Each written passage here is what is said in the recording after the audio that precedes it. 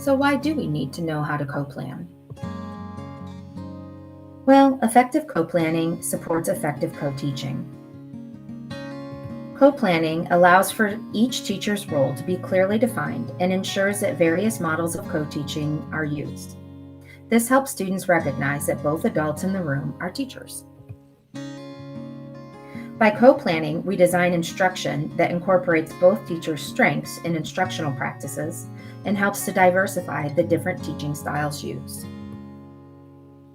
Dr. John Hattie's research found that collective teacher efficacy is the #1 factor to increase student achievement. Finally, co-planning helps us better meet the needs of our students. As Dr. Marilyn Friend says, there is no co-teaching without co-planning. The first part of co-teaching is building your partnership with students' needs at the center. Now that you have built this foundation, this professional development will focus on co-planning, co-assessment, and co-reflection pieces of the collaborative instructional cycle.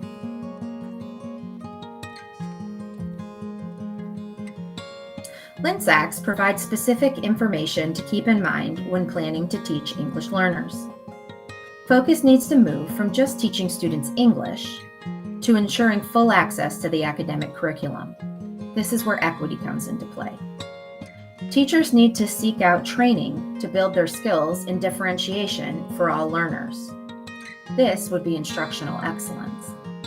Teachers need to tailor support based on the students' developing English skills with the use of explicit vocabulary instruction, modeling writing forms in different subjects, and providing a framework for student discussion in a language they are still learning. This is where collaborative teamwork comes in. All educators need to hold an asset-based mindset to have high expectations with high levels of support. Let's look at how we do that. The book Co-Teaching for English Learners outlines 5 co-planning essentials. Please take a moment to read over the 5 essentials on the screen.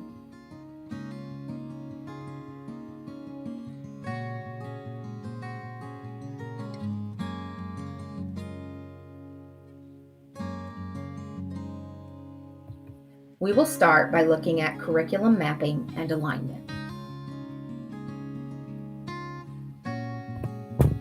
According to Walkey and Van Leer, the shift to high expectations paired with high levels of support allows for rigorous curriculum implementation across the grades. Tiered goals are created by chunking the learning into tasks with differing levels of linguistic complexity. Students benefit from a problem-based approach to instruction with real-life applications embedded. While making your unit plan, it's important to schedule time to pre-teach and reteach. As you analyze formative data, look for areas of misconception or misunderstandings, and use this to support planning moving forward. Have most of the students mastered the topic or skill? If not, how will you reteach it to support more student success? Culturally responsive resources are more than just having texts from various cultures. You also need to incorporate the lived experiences of students from the various cultural groups that are represented within your classroom. This is essential because it allows the students to see their lives represented in what's being taught. Tap into student background knowledge and life experiences to help make learning more meaningful. Let's look at the second co-planning essential, language considerations. Make sure you know the WIDA Access proficiency levels of each student. Review the Can-Do descriptor for each proficiency level in your grade cluster. This will give you an idea of what students should be able to do based on their English proficiency. Remember that every student is different. Some may test on a level 2, but can do level 3 work. Others may test at a level 2, but can only do level 1 work. Know your students. This is very important.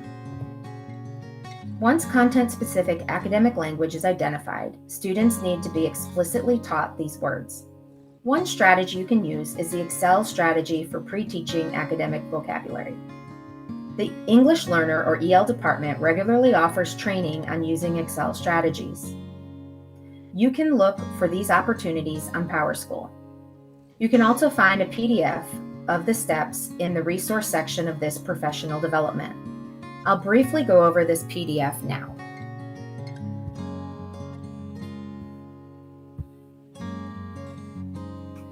The teacher would first say the word and have the whole class repeat. They would do this 3 times.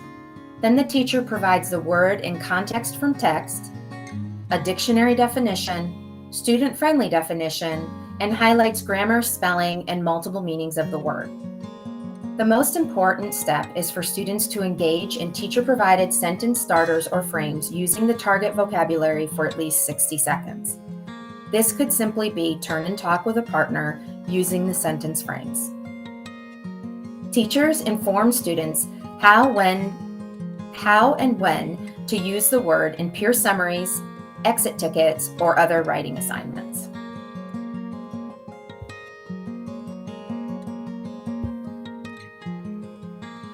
Work together to set goals that are realistic based on your students' proficiency levels. Language demands. How are students being asked to use the language in the unit? Teachers also need to consider the language demands of their unit/content. Look at the linguistic expectations within texts and tasks. How can you modify the Lexile level to support student success? Some resources that have multiple reading levels are Newsela and Learning A to Z.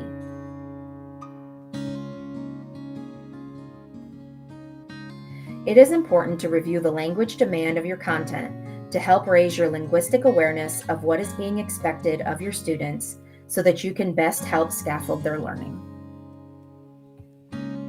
Speaking of language scaffolding, as you learn more about your students, you need to identify what they can do on their own and what activities they will need assistance with. Their instructional focus needs to be in the zone of proximal development, or ZPD. This means planning instruction where students can do the skill with assistance. Scaffolding strategies need to be planned to support student access to grade-level curriculum.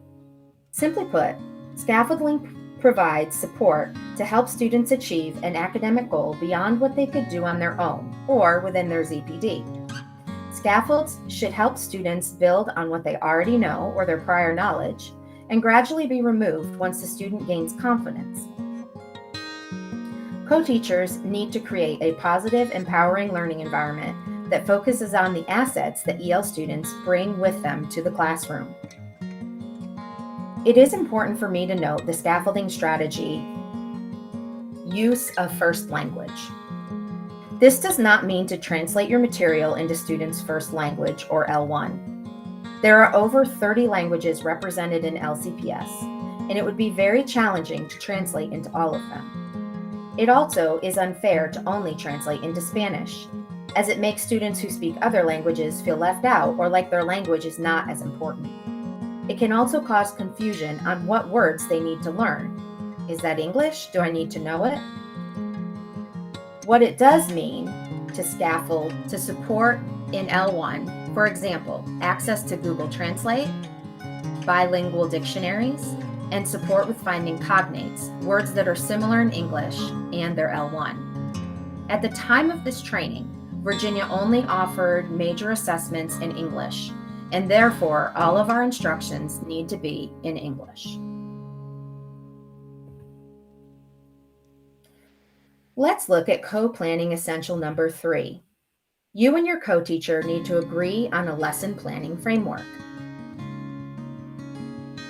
We are only going to briefly look at these 3 possible lesson planning frameworks, as your school may have their own lesson planning format and expectations.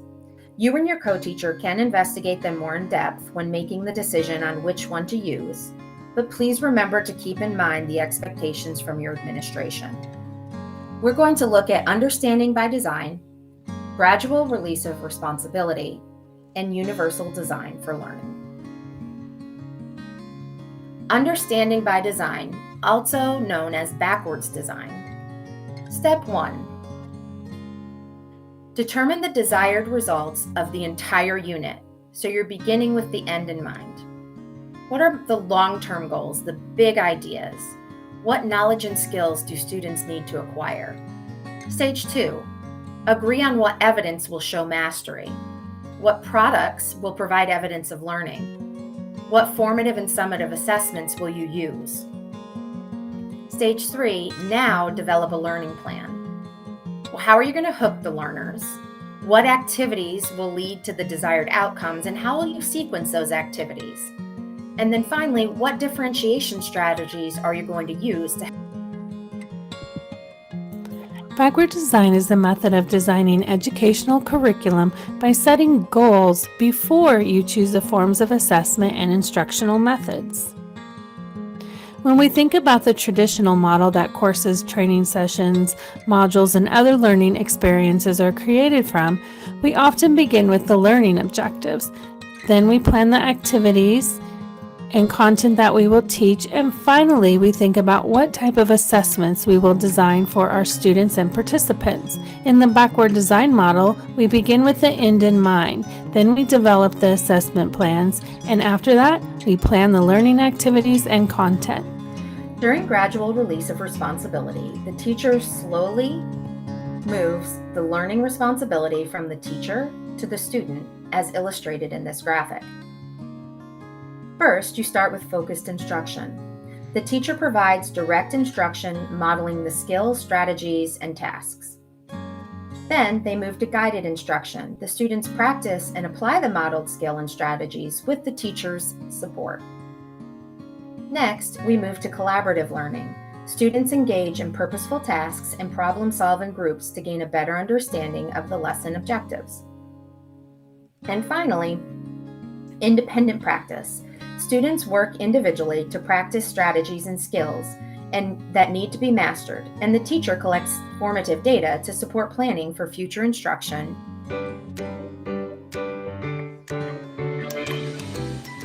Hi, Nancy. Hi, Doug. It's good to see you. It's nice to see you. Look, we have matching backgrounds. You know, it's all about careful planning, and we're going to be talking today about planning using that gradual release of responsibility instructional framework. Doug, why don't you kick us off? So we've been thinking about, learning about, writing about gradual release for a couple decades. But originally it wasn't our idea. It came from David Pearson and his colleagues. But when we took it up in 1998, it wasn't that popular. It wasn't the major way that people were thinking about lessons. And we've added our own little twists and turns into gradual release as we've continued to learn about it. In many places, the gradual release has three major phases: the I do, the we do, and the you do. And we really wanted to interrupt that. We added a fourth, a we do together, because we believe collaborative learning is really, really important. Just because we talk about 4 phases, it doesn't mean that it has to be in a linear approach. I think that's one of the common misconceptions, that you have to always begin a lesson with that focused instruction, I do it, followed immediately by some guided instruction, we do it, followed immediately by some collaborative learning, we do it together. And then finally, in that independent phase, that's always the end of the lesson. In truth, these are instructional moves that people move around in multiple times over the course of the lesson and in lots of different patterns and trajectories. I like to think of it as more cyclical or recursive in nature, not linear. I think one of the mistakes people make is they say, I get one of these, one of these, one of these, and one of these in a lesson. You could have 4 different opportunities for students to collaborate in a lesson. You can guide their thinking multiple times. You can have them try it on by themselves multiple times. We're cycling through these moves, these very intentional moves, attempting to get students to have more responsibility for their learning. Let's look at universal design for learning. There are 3 main principles of UDL. You must provide multiple means of representation, meaning that you're going to have multiple formats for your content: auditory, visual, kinesthetic. You're going to have multiple means of action and expression. multiple options and choices for showing what they've learned, and multiple means of engagement, multiple strategies to keep students motivated and engaged and participating. This teacher needs to meet a curriculum goal, and she's got a very diverse group of students. And so does this teacher. And this one.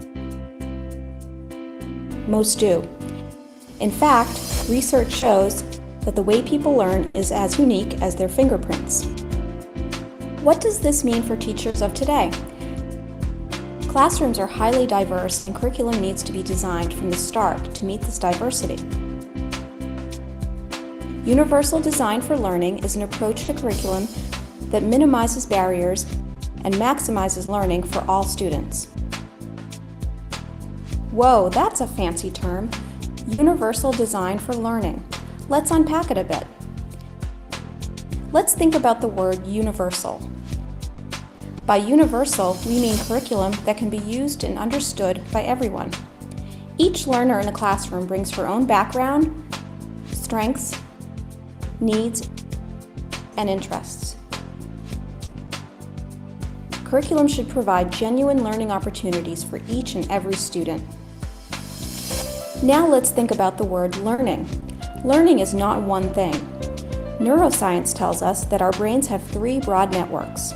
One for recognition, the what of learning, one for skills and strategies, the how of learning, and one for caring and prioritizing, the why of learning. Students need to gain knowledge, skills, and enthusiasm for learning, and a curriculum needs to help them do all three.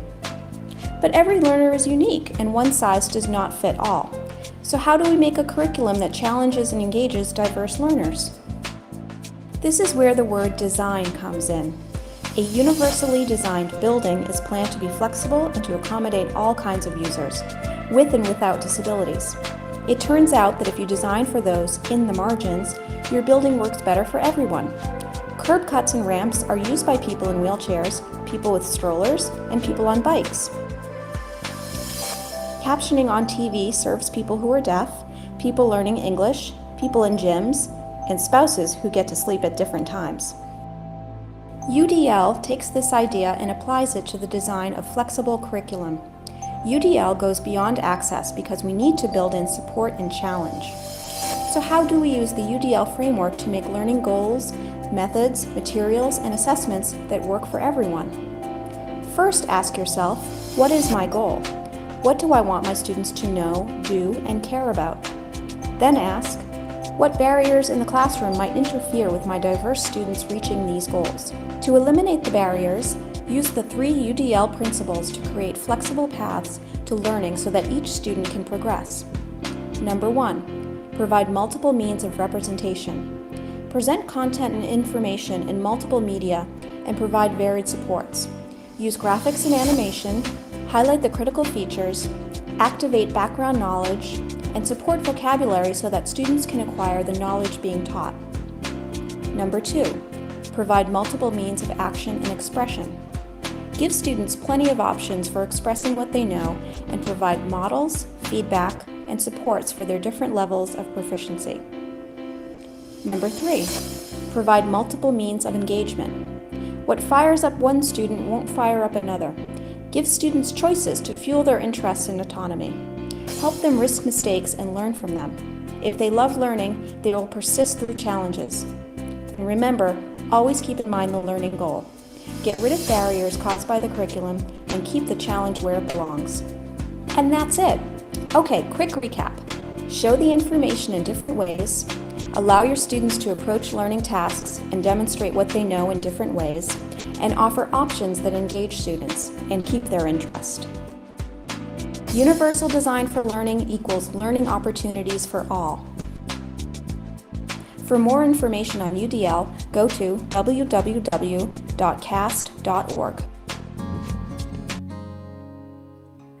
Co-Planning Essential 4 requires you and your co-teacher to decide where materials and resources for the unit and lesson will be housed or stored. What digital storage platform will you use? Drive, Schoology, Microsoft OneNote? What communication methods will you use? Email, Microsoft Teams, text, Google Meet? Both teachers need to have access to physical and virtual materials and resources. Your co-planning routine needs to be planned and established. All successful partnerships begin with clear communication about your wants and needs. Once your partnership has been established, examine student data together to inform instructional decisions and discuss how to integrate both teachers' expertise and how your skills will enrich each other during instruction. First, you need to identify a learning objective, and both teachers plan independently. Next, you'll plan together. Meet together to discuss what you both have planned, revise and edit as needed, and determine what else needs to be completed. Phase 3, post-planning. Finally, each teacher completes their identified tasks to prepare for the lesson.